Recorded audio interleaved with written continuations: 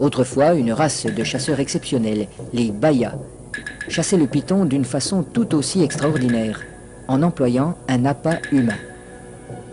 Il arrive que les hommes de Mbao aient eux aussi recours à cette technique. Naina, le chef pisteur, va introduire une jambe dans le terrier et la fera avaler volontairement par le python.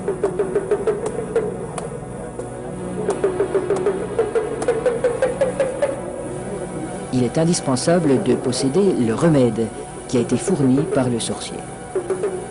Cette mystérieuse préparation, à base d'herbes et de racines écrasées, n'a pas qu'un effet psychologique.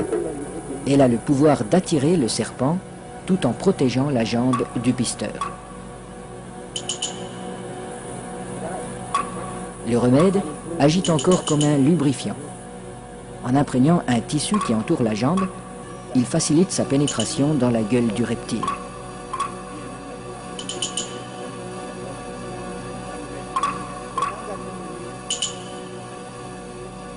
La jambe appât restera en principe intacte, car le python avale simplement cette proie qui vient à lui. À peine sera-t-elle attaquée superficiellement par les sucs digestifs.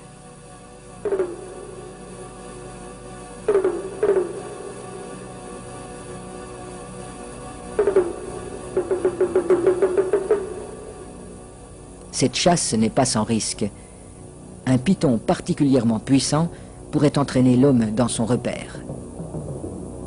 La jambe restée à l'extérieur limite ce danger, mais le pisteur court le risque d'être désarticulé.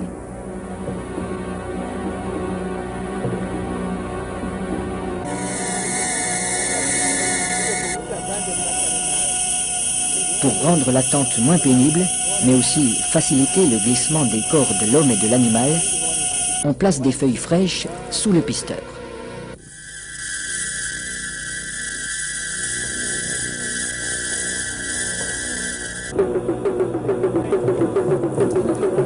Sa jambe est déjà avalée au-delà du genou quand il commande qu'on le tire en arrière.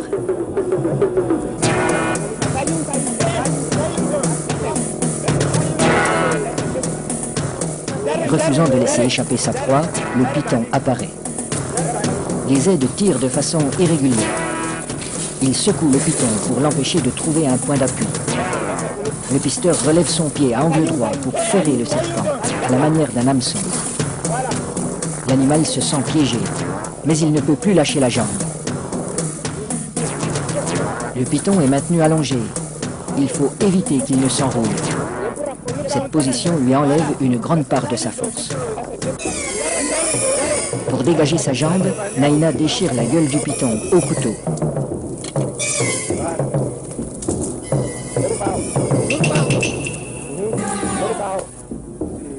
Puis, il lui tranche la tête. Les autres pisteurs relâchent progressivement le serpent. Dans un premier temps, le corps décapité reste inerte. Puis apparaissent des ondulations nerveuses de plus en plus puissantes.